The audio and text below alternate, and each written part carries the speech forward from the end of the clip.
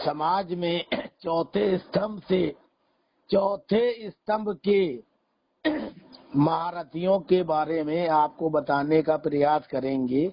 इसी श्रृंखला में हम वरिष्ठ लेखक और पत्रकार अरुण राजनाथ जी से आपकी मुलाकात कराने जा रहे हैं और उनसे जानेंगे कि इस वक्त देश में जो है क्या हालात हैं, उस पे जो है चर्चा करेंगे। नमस्कार। नमस्कार। नमस्कार अरुण जी, आप इतने सीनियर एडवोकेट है, इतने सीनियर पत्रकार रहे हैं, लेखक रहे हैं, समाज को करीब से जानते हैं। मैं ये जानना चाहता हूँ कि न्यायपालिका, कार्यपालिका, विधायिका और चौथा स्तंभ पत्रकारिता की जिम्मेदारी इन तीनों पे नजर रखने की रही है, लेकिन अब पत्रकारिता खुद इनके चंगुल में चली गई है और चाटुकारिता कर रही है। एक वरिष्ठ पत्रकार होने के नाते आप इस स्थिति को कैसे देखते हैं? देखिए, ऐसा है कि आज के युग में पत्रकारिता के पास कंटेंट का अभाव है जी।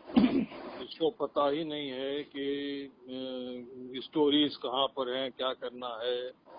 आपने किसी अखबार में कोई ह्यूमन स्टोरी देखी है आज तक? जी नहीं आ रही है। जबकि ह्यूमन स्टोरीज पूरे भारत में फैली हुई है। एक ही गली गांव पूछे में वो नहीं आएंगी जी। इन्वेस्टिगेटिव स्टोरीज नहीं आएंगी जी। सारा ध्यान जो है वो राजनीतिक स्टोरीज के ऊपर ही है, पॉलिटिकल स्टोरीज के ऊपर ही है जी। और जब आप पॉलिटिकल स्टोरीज करेंगे तो क्योंकि ये मानव स्वभाव है, मैं कहना चाहूंगा सिराज जी कि हमने अपने दिमाग में बहुत कुछ भर रखा है। जी। सबसे बड़ी समस्या है उस दिमाग को खाली करना। जी।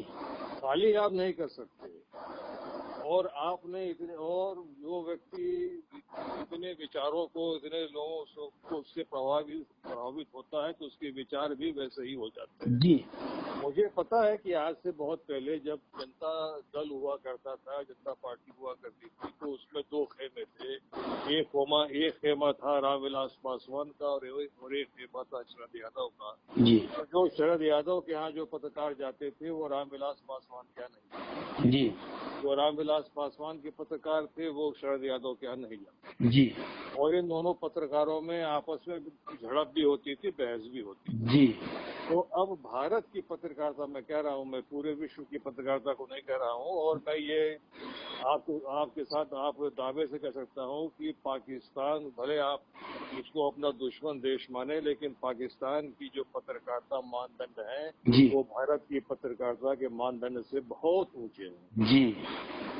और वहाँ पे तो इतना दबाव है हर चीज का, उसके बावजूद भी खतरे में अपनी जिंदगी डालकर लोग वहाँ पर सत्य कहते हैं। हमारे यहाँ ये नहीं है। हमारे यहाँ अब या तो गोदी मीडिया है या फिर चमचा मीडिया है। जी। या तो विपक्ष के खेमे में है लोग या मोदी के खेमे में है। तो क्या पत्रकारों को ऐसा करना चाहिए? पत्रकार अब रहे कहाँ सर? अब तो पत्रकार नहीं रह गए, अब तो मार्केटिंग करने वाले लोग हैं, वो सेल्समैन लोग हैं। अब पत्रकार कहाँ रह गए? तो फिर समाज का क्या होगा? नहीं, समाज तो सड़ रहा है, आपका सड़ान की तरफ है समाज को। जी। समाज में अब सड़ान और बाकी है क्या? और सड़ना बाकी है समाज को? जी। समाज तो पूरे सड़ कर रहा है, नष्ट हो रहा है समाज। जी। और उसी की उपज है आपके ये पत्रकार भी, और पत्रकार भी उसी को और सड़ा रहे हैं। जी। आप ठीक है, आप किसी एक व्यक्ति का समर्थन करते हैं, किसी राजनेता का समर्थन करते हैं, करें आप। जी। लेकिन उसमें इशू बेस होना चाहिए ना, कम से कम आप तटस्थ रहें। जी। आप जो है अपने संपादकीय तक अपने विचारों को रखिए, आप खबरों में विचारों को मत। जी। खबर तो जो है वो सपाट होनी चाहिए। अच्छा, ये बताइए कि प्रधानमंत्री नरेंद्र मोदी साहब और अमित शाह साहब और आरएसएस प्रमुख मोहन भागवत साहब, बड़े बड़े लोग जो हैं ये दावे करते रहे हैं कि हम जो है भारत में राम राज की स्थापना कर ले जाएंगे और उस दिशा में अग्रसरित हैं। इस राम राज को आप किस नजर से देते हैं जो वर्तमान स्थिति में है? भाई, राम राज में तो रावण भी रहा है। जी। और उसी राम राज में वो धोबी भी रहा है। जी। जिसने सीता को वनवास करा दिया था जी। उसी रामराज में शंभु वध भी हुआ है जी। तो रामराज का स्थापना मतलब कि आप समाज को उल्टी दिशा में ले जाएंगे। जी। इस तरह में रामराज का क्या मतलब? रामराज का मतलब इंसाफ को आप लीजिए, सबके साथ इंसाफ हो, सब बराबरी हो, सबकी बराबरी हो, सबको बराबर समझा जाए, सबको बराबर मौके मिले, तब तो उस रामराज का मतलब है। अगर उसको आप धार्मिक रूप से रामराज करेंगे या राजनीतिक रूप से रामराज बनाएंगे तब तो बात बनने वाली नहीं है। रावण उठते रहेंगे, आपकी नजरों में जो रावण है, दूसरों नजरों में जो विपक्ष है वो उठता रहेगा, वो बोलता रहेगा। जी। आप शंभू का वध करते रहेंगे, आप बाली को मारते रहेंगे, जी। पेड़ के पीछे छुपकर बाली को भी मारेंगे, शंभू का भी वध करेंगे, समुद्र के सामने तीर बाण लेके भी तैयार हो जाएंगे, सीता का अपहरण भी होगा, सब कुछ होगा। तो आप अगर समतावादी समाज की बात करते हैं तो प्रधानमंत्री कहते हैं सबका विश्वास, सबका प्रयास, सबका साथ, तो वो उसमें सब आते हैं ना भाई। फिर आप किसी को छोड़ नहीं सकते। तो ये जनता को बेवकूफ बनाने के लिए नारे हैं सिर्फ? नहीं, मैं ये तो नहीं कहूँगा बेवकूफ बनाने के लिए, लेकिन मैं ये कहूँगा कि निज़ाम मुस्तफा के सामने जो है वो रामराज स्थापना की बात हो रही है। जैसे अगर कोई कट्टरपंथी है और वो कैसा हम तो निज़ाम मुस्तफा जो है वो लागू करना चाहते हैं, वैसे आप कह रहे हैं कि हम रामराज स्थापित करना चाहते हैं। किसी एक के लिए रामराज नहीं होगा ना, रामराज अगर होना है तो सबके। अच्छा, ये बताइए कि जैसे एक पत्रकार हैं, उनका नाम है पुष्पेंद्र कुलश्रेष्ठ जी। वो बहुत ज्यादा मतलब अच्छी पत्रकारिता के लिए माने जाते थे, लेकिन आजकल तो उन्होंने सीधे सीधे मुसलमानों को और इस्लाम को गाली देने का ठेका ले रखा है और आरएसएस और बीजेपी उनको समर्थन कर रहा है। इसको आप क्या कहेंगे? वो किसी पत्रकार का नाम विशेष लेके तो मैं नहीं कह सकता। नहीं, मैं ले रहा हूँ ना, मैं तो ले रहा हूँ। नहीं, आप तो नाम ले रहे हैं और सबसे मजेदार बात यह है कि वो जब प्रेस क्लब के सेक्रेटरी हुआ करते थे जी, तब तो वो पूरे पत्रकार थे जी, है ना। अब लेकिन जब पत्रकारिता उन्होंने अच्छा पाकिस्तान के किसी न्यूज चैनल में भी हो रहे हैं जी, वहाँ से भी उन्होंने पैसे लिए हैं जी। तो इनका एक देखिए एक चीज है कि जो ये इतनी मैं बीजेपी को या आरएसएस को मैं फासिस्ट तो नहीं कहना चाहता हूँ। फासीवाद तो बहुत बड़ा शब्द हो गया जी, और बहुत ठीक भी नहीं है, लेकिन जो इस तरह की जितनी भी ताकतें होती हैं वो चाहे आरएसएस के रूप में हो, चाहे वो जमात इस्लामी के रूप में हो, चाहे वो ओवैसी के रूप में हो, इन लोगों को एक दूसरे की जरूरत है जी। बिना एक दूसरे को सहारा दिए, एक दूसरे को ललकारे, ये इनकी राजनीति होगी जी। और जो बातें संघ परिवार स्वयं नहीं कर सकता है जी। उसके लिए वो जिसको कहते हैं आजकल सरोगेसी का बहुत वो चलन हो गया है ना, तो ये सरोगेट जी प्रचारक हैं बीजेपी। अच्छा, ये एक तरह से अपनी कोख से जो है नहीं पैदा कर पाने वाली स्थिति में दूसरे की कोख में जो है बच्चा पैदा करते हैं। हाँ, वो अपना नहीं, अपना बच्चा नहीं पैदा जरूरत नहीं महसूस देंगे, आलोचना नहीं झेलना चाहेंगे और काम वो सब करेंगे, मजे वही लेंगे एक बच्चा प्राप्त करने वाला ओवैसी जैसों से। ये हाँ, ओवैसी भी प्रकारांतर से भाजपा का ही काम करते हैं जी। उसमें कोई दो नहीं। आप देखिए, आप अगर निष्पक्ष रूप से आप इसको एक पत्रकार होने की हैसियत से इसको आप देखें, अगर हिंदू और मुसलमान के नजरिए को एकदम त्याग दें, परे कर दें धर्म को, सिर्फ एक तटस्थ उसके अवलोकन आप उसका करें तो आपको पता लगेगा कि ये सारी ताकतें एक दूसरे को मदद करती हैं जी। और ये ताकतें जो हैं वो बिना एक दूसरे के रह भी नहीं सकती। अच्छा राजनाथ साहब, एक चीज और बताइए, अर्णव गोस्वामी, राजदीप सरदेसाई, रजत शर्मा, प्रभु चावला और ये रवीश कुमार, बरखा दत्त, ये जो अंजना ओम कश्यप, श्वेता सिंह, शम्स ताहिर खान, इस तरह के पत्रकारों का, सुधीर चौधरी, इनके बारे में आपका क्या नजरिया है? सुरेश चौहान के नहीं, सुरेश चौहान के तो कुछ नहीं है, वो तो पहलवान आदमी है और पहलवानों की बुद्धि होती नहीं है। हाँ जी, और जो नाम लिए उनके बारे में क्या कहेंगे? हाँ, और अब देखिए वो अब यहाँ तक राजदीप सरदेसाई का मत का है तो वो तो कांग्रेस के हैं जी और एक समय तो ऐसा भी आया था कि उनको कांग्रेस जो है वो गोवा कांग्रेस का अध्यक्ष बना के भेज रही थी। जी ये स्थिति थी, तो वो तो उसके कांग्रेस के ही पक्ष में है। जी और रवीश कुमार का भी कांग्रेस से क्या संबंध है ये खुला नहीं है।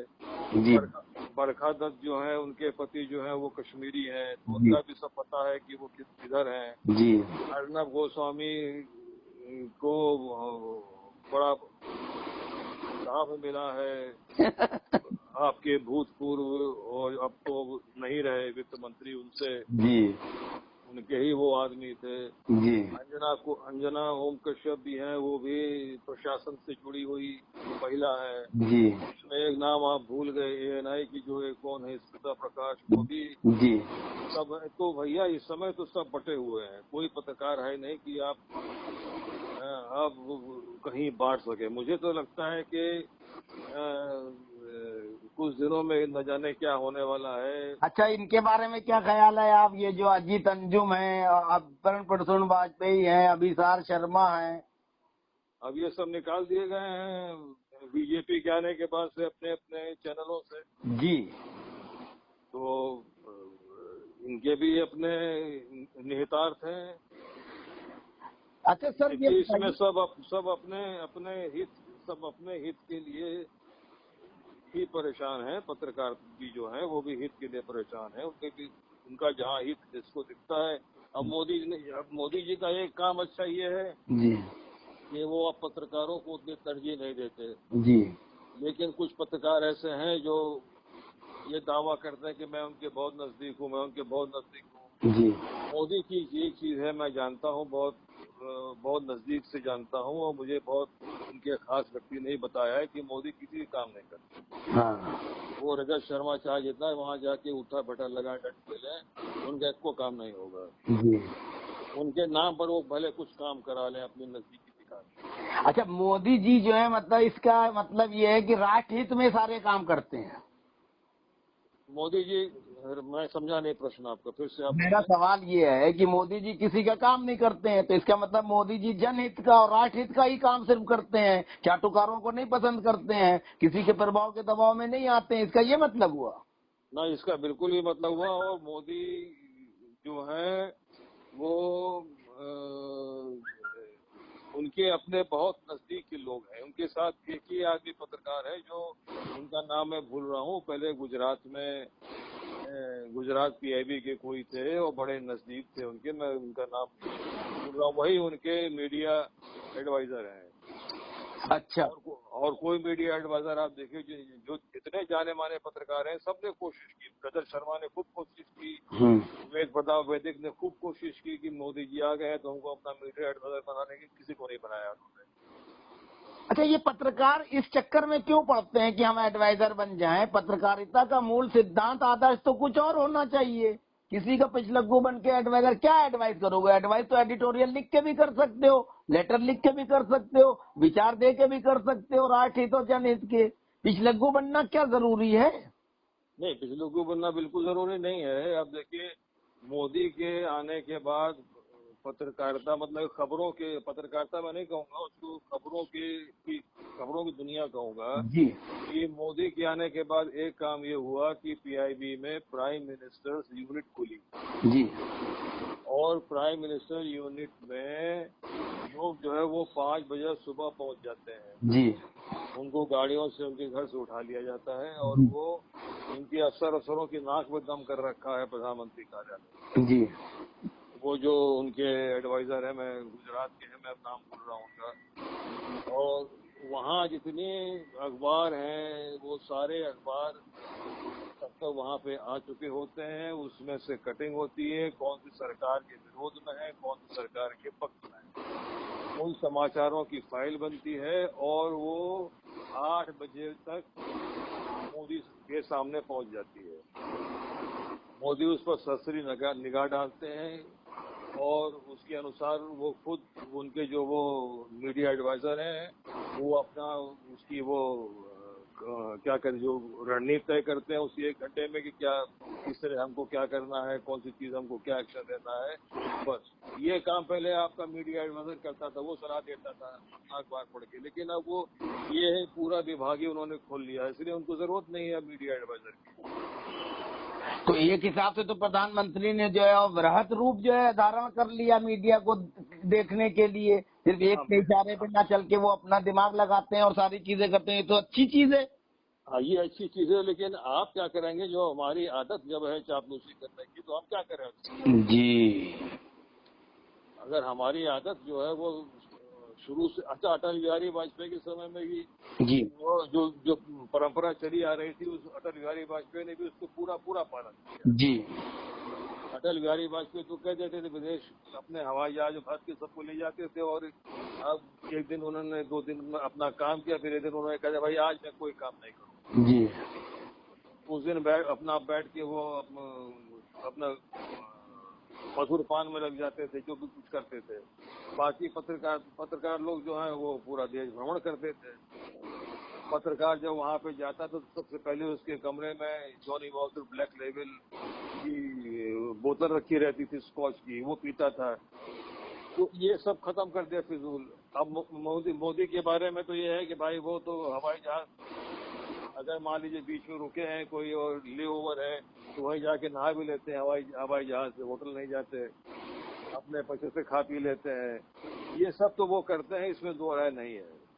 नहीं, ये करने से क्या मैसेज जाता है, ये तो ढकोसला है। आप अडानी को सुनिए अडानी को सारी चीजें दे दो, अपने चहेतों के साथ औने पौने सब चीजें दे दो, चहेतों के लोन माफ कर दो, राइट ऑफ कर दो, है तो ये चीजें कर रहे हो एक तरफ, दूसरी तरफ हवाई जहाज में नहा रहे हो, एयरपोर्ट पे नहाए ले रहे हो, तो क्या मैसेज जाता है?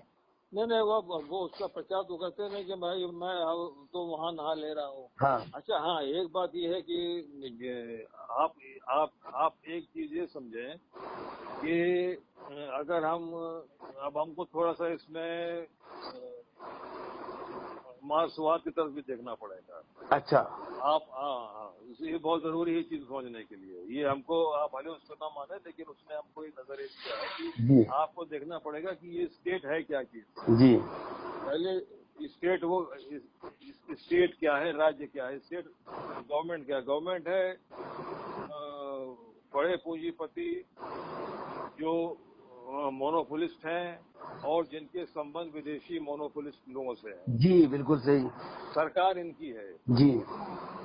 सरकार यहाँ पे चाहे मनमोहन सिंह को जैसे गूंगे आदमी को बैठा दीजिए, और चाहे मोदी जी जैसे जो है वो वाचाल को बैठा दीजिए, जी, हुकूमत जिनकी है उनके ही पक्ष में काम होगा, सारी नीतियाँ वही बनाएंगे,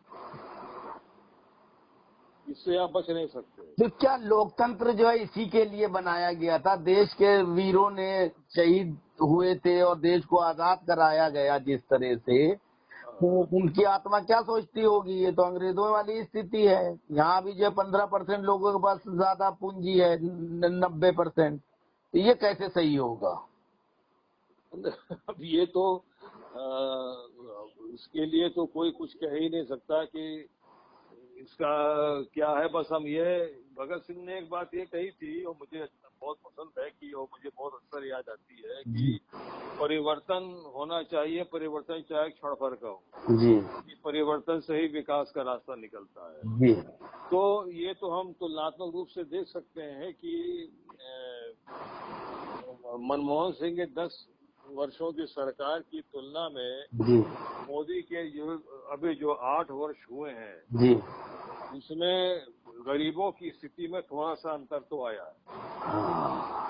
उनकी बहुत सारी योजनाएं जो गांव के और मैदानी स्तर पर हैं वो बहुत कामयाब है, लेकिन साथ में दूसरा पक्ष ये भी है कि अमीरों की अमीरी बहुत बढ़ी है। जी।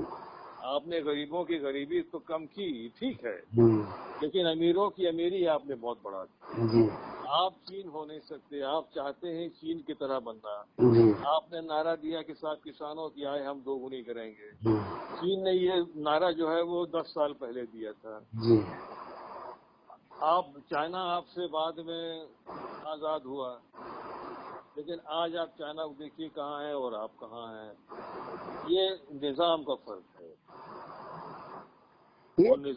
एक सवाल का जवाब दीजिए कि कांग्रेस पार्टी में अभी प्रशांत किशोर जो है गए थे, प्रशांत किशोर जैसे लोगों की सेवाएं किसी भी राजनीतिक दल, मोदी जी ने भी ली है, नीतीश ने भी ली है, अखिलेश ने भी ली है, ममता ने भी ली है, शरद पवार ने ली, इन नेताओं को ऐसे प्रोफेशनल की सेवाएं लेना क्या शोभा देता है? और क्या इस तरह का कोई प्रोफेशनल किसी राजनीतिक दल को कायाकल्प कर सकता है?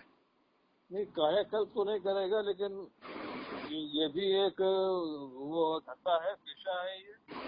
ये अमेरिका से ये कॉन्सेप्ट आया है। अमेरिका में भी बहुत बड़े बड़े स्ट्रेटजिस्ट जो है वो स्ट्रेटजी बनाना और बात है, कमरे में बैठ के डिजिटल वर्ल्ड में प्लानिंग करना और बात है, और किसी मरणासन अवस्था में पहुंच रही पार्टी को जोश खरोश के साथ खड़ा करना अलग बात है। तो क्या कांग्रेस में इतने अनुभवी और काबिल नेता और नेत्रियां होते हुए प्रशांत किशोर जैसे व्यक्ति की जरूरत पड़ी? और अभी खैर वो तो डील कैंसिल भी हो गई, इसको आप किस नजरिए से देखते हैं, मेरा ये सवाल है। नहीं, कांग्रेस में तो पुरानी कांग्रेस में रही नहीं। अच्छा। अब गुलाम नबी आजाद को कौन पूछता है वहाँ पे? अच्छा। अब गुलाम नबी आजाद को कोई कांग्रेस का अध्यक्ष तो बनाएगा नहीं। तो कब तक पूछा जाएगा किसी आदमी को? सवाल तो ये भी है, जब यशवंत सिन्हा, मुरली मनोहर जोशी, आडवाणी जी और 2-3 और सीनियर लीडर थे, जसवंत सिंह सरीके लोगों को साइड कर दिया प्रधानमंत्री नरेंद्र मोदी और भाजपा ने, तो जो सीनियर लीडर हैं अगर वो साइड हो रहे हैं और युवाओं के हाथ में आ रहा है नेतृत्व, तो वो लाने में कांग्रेस से गलती हो रही है। तो बीजेपी में भी तो लोग साइड हुए हैं, इसका जवाब दीजिए। बीजेपी में साइड हुए हैं, लेकिन आप देखिए बीजेपी कार्डर बेस्ड पार्टी है जी। भारत में 2 ही कार्डर बेस्ड पार्टी है, एक कम्युनिस्ट पार्टी है और एक बीजेपी है जी। इन 2 कार्डर बेस्ड पार्टियों से अगर कोई छोड़ के दूसरी पार्टी में जाता है जी, तो वो कुत्ता बन जाता है। अच्छा, उसकी कोई हैसियत नहीं होती, वो कुछ नहीं कर पाता। अच्छा, कार्डर बेस होने के बावजूद भाजपा इतनी ऊपर चली गई और कम्युनिस्ट दिन पे दिन नीचे आ रही है, इसकी क्या वजह है? कम्युनिस्ट दिन पे इसलिए आ रहे हैं क्योंकि उनका हिंदी बेल्ट में प्रभाव नहीं है। नहीं तो बीजेपी ने तो उन जगहों पे प्रभाव बना लिया जहाँ कहीं बीजेपी थी नहीं, तो उनका तो प्रभाव था और खत्म किया। तो दोनों में तुलनात्मक बताइए ना कि क्या उनकी कमियां रह गई, इन्होंने क्या ऐसा कर दिया कि ये जो बढ़ गए? नहीं, इन्होंने इनके साथ तो फिर वो भी है कि आरएसएस जैसे संस्थाएं भी हैं, फिर इनकी नीतियां दूसरी हैं। आपको उनकी समझ नहीं आएगी कम्युनिस्ट पार्टियों की। तो ऐसी नीति क्यों बनाते हैं कम्युनिस्ट पार्टी वाले जो समझ ही में नहीं आए लोगों के? आपको क्या कीजिएगा उसमें? अब 2 ही उनके स्टेट, 3 स्टेट थे उनके पास, 2 हाथ से निकल यही बचा है उनके पास। अब ये भी खत्म हो जाएगा अगर यही हाल रहा। नहीं, यही हाल तो खत्म हो जाए, क्योंकि अब राजनीति ही पूरी बदलती जा रही है। अच्छा। मैंने कार्डर बेस्ड पार्टी कहने का मतलब ये नहीं था मेरा कि कम्युनिस्ट पार्टी जो है वो आगे पीछे हो रही है, आगे नहीं बढ़। मैं कह रहा हूँ कार्डर बेस्ड पार्टी को आप मोबिलाइज कर सकते हैं जी। उसमें नेतृत्व निकलता रहता, उभरता रहता। पुराने पत्ते गिरते जाते हैं, नए पत्ते निकलते तो जाते इसका मतलब कांग्रेस अपनी बर्बादी की जिम्मेदार खुद है? निश्चित रूप से बर्बादी जिम्मेदारी खुद है। पुराने पत्तों को झाड़ दिया उसने, लेकिन पत्ता जो नया पत्ता कोई निकला नहीं। नए पत्ते जो निकले हैं, अब जो साहब उनके हैं राहुल गांधी से अच्छे लोग, समझदार लोग, युवक लोग उनके यहाँ, लेकिन वो कुछ नहीं कर सकते। वो सब उन्हीं का मुंह देखते हैं। तो आप अगर अच्छा, इसमें दूसरी बात ये है कि इसको लोग या तो लोग उसकी अनदेखी कर रहे हैं, इनके साथ मजबूरी भी है। अगर ये नेहरू गांधी परिवार के साथ चिपके न रहे, किसी और को अध्यक्ष बना रहे, तो ये आपस में सिर्फ बोल रहेंगे। आप अभी गुलाम नबी आजाद को बना दीजिए तो आनंद शर्मा मुंह खुला लेंगे, उधर जो है कपिल सिब्बल मुंह खुला लेंगे, कोई सहयोगी आपस में लड़ मरेंगे। इसलिए ये एक ही जगह चिपके हुए हैं, एक ही जगह चाटू काटता है। तो इनकी अभी अब महत्वाकांक्षाएं आनंद शर्मा, कपिल सिब्बल और गुलाम नबी आजाद की शांत नहीं हुई, मतलब अभी भी सत्ता की चाशनी चाटने के लिए जबान लड़बड़ा रही है। हाँ, तो अगर उनमें से किसी को आप नेतृत्व दे देंगे तो दूसरा टांग खींचेगा उनकी। अभी तो यहाँ चिपके हुए है ना ये जगह। अच्छा, ये तो जवाहरलाल नेहरू के समय से ही ये इनका पतन शुरू हो गया था।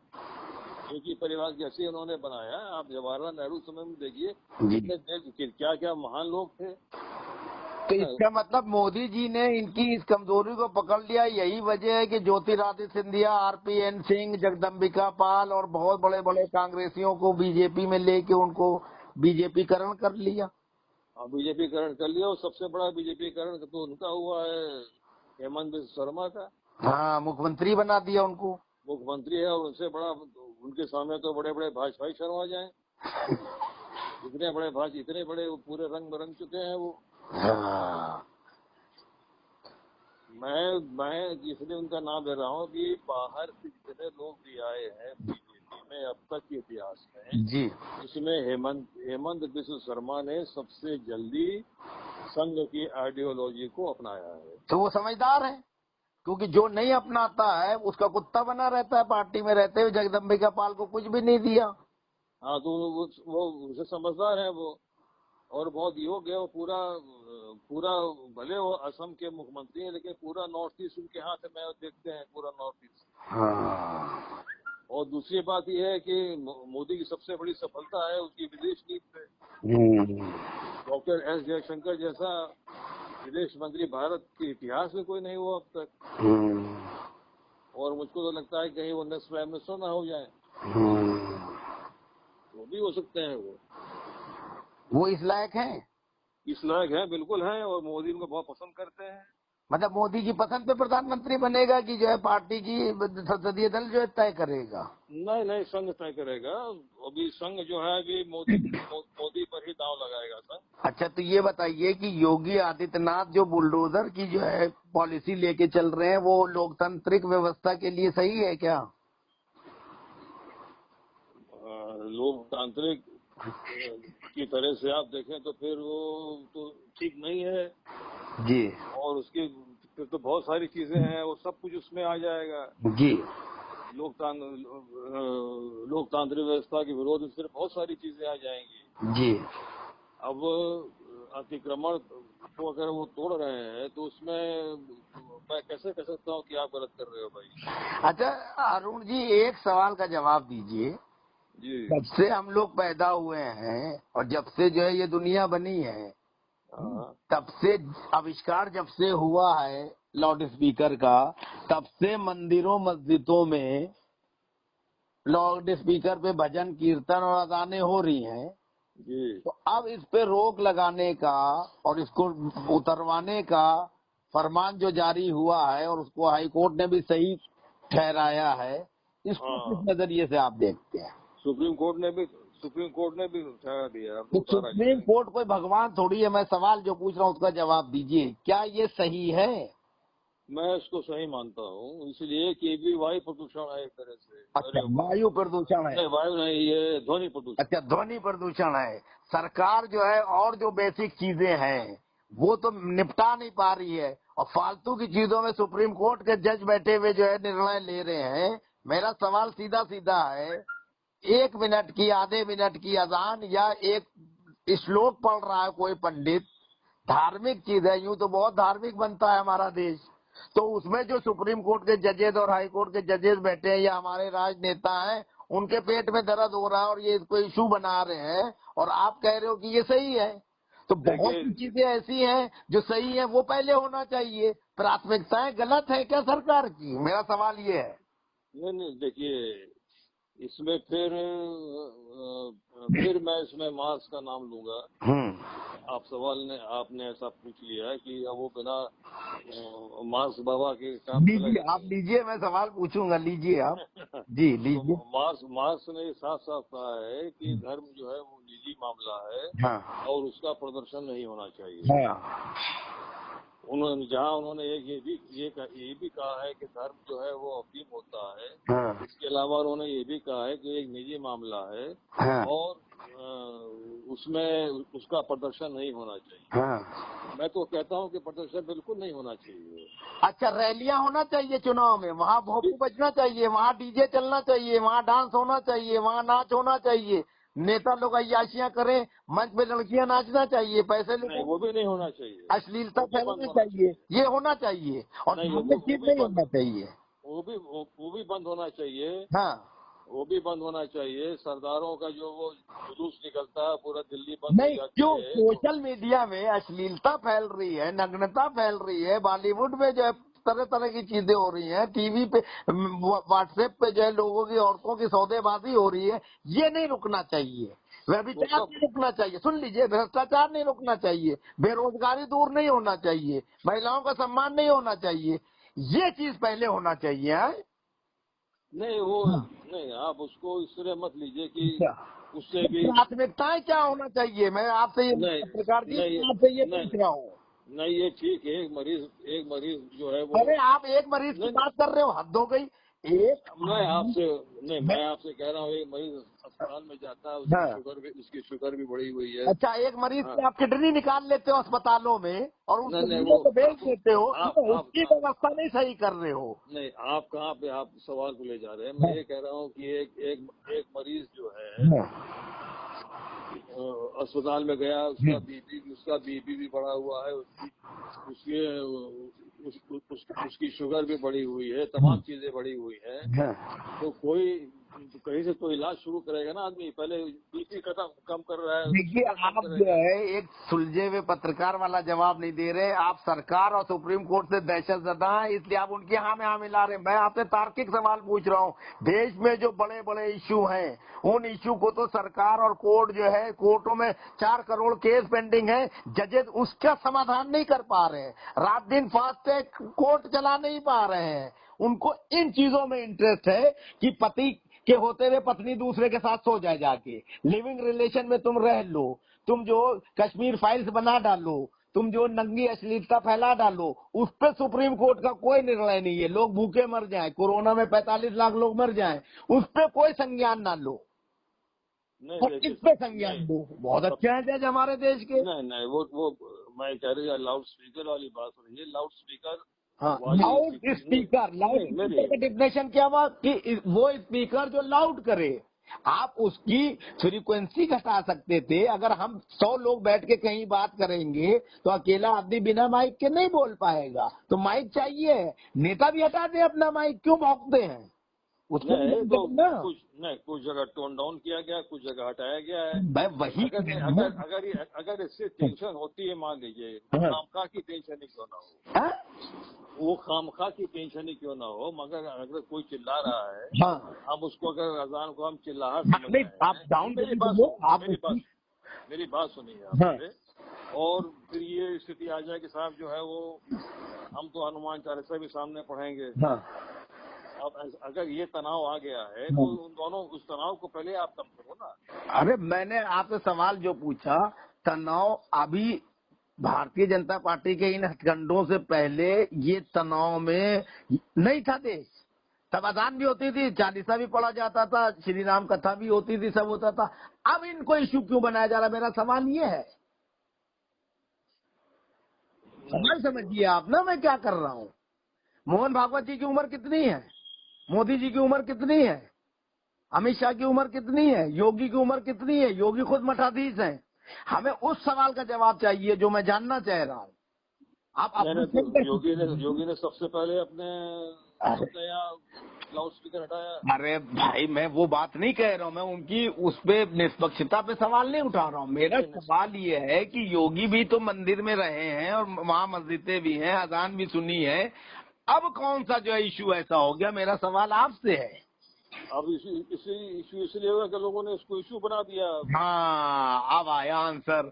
इसका मतलब ये है कि नॉन इशू को भी इशू अगर बना दिया जाए, 4 चूतिए मिलके जो है धरना प्रदर्शन कर दें, उधम मचा दें, सारा कोर्ट, सारा अमला, सारा शासन प्रशासन उधर ही घुस जाएगा। और अगर अभी हम धरना दें कि दिल्ली में जो है अरविंद केजरीवाल सारे डीटीसी कंडक्टर ड्राइवरों को परमानेंट करे, जो टीचरें जो है बेसिक स्कूलों में पढ़ाती हैं उनको परमानेंट करे, जो उसने वादे घोषणा पत्र में किए थे वो पूरा करे, तो हमें जो उठा के जेल में बंद कर देंगे। हम सही राजनीति करेंगे तो हमें सरकार वालों को प्रॉब्लम है। और अभी तिहाड़ से छूटे हुए 5,000 गुंडों को लेके हम गुंडागर्दी शुरू कर दें, सारी गाड़ियों के शीशे तोड़ दें, तो मानेंगे। ये है ना देश। तो देश में तो कमोबेश अराजकता का माहौल तो है ही। हाँ, अब समझ में आया। ये है, मैं समझना चाह रहा था यही। अच्छा, एक चीज का जवाब और दीजिए आप हमें। अरे लंबा हो गया बहुत है।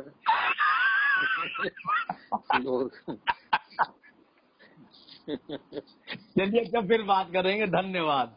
नहीं वो सवाल पूछ लीजिए आप, काहे हमारा लंबा ही होता है, इसलिए एक सवाल का जवाब और दे दीजिए। हाँ बोलिए। आप ये बताइए, एक पत्रकार की हैसियत से जी आपने कभी अपने उसूलों और आदर्शों को गणेश शंकर विद्यार्थी और कौन है चतुर्वेदी, कौन है माखनलाल चतुर्वेदी जी के पद चिन्हों पर चलाने का प्रयास किया, या चले कि नहीं चले? मैंने कभी भी जानबूझकर किसी को परेशान करने के लिए कोई खबर नहीं लिखी। अच्छा, बहुत। तो इसका मतलब इस वक्त जो पत्रकार हरकतें कर रहे हैं वो उन उसूलों और सिद्धांतों के विरुद्ध अपनी कार्रवाई कर रहे हैं। बिल्कुल कर रहे हैं। मैंने जानबूझकर किसी को परेशान करने की ये कुछ नहीं किया, और प्रलोभन भी मुझको आया है।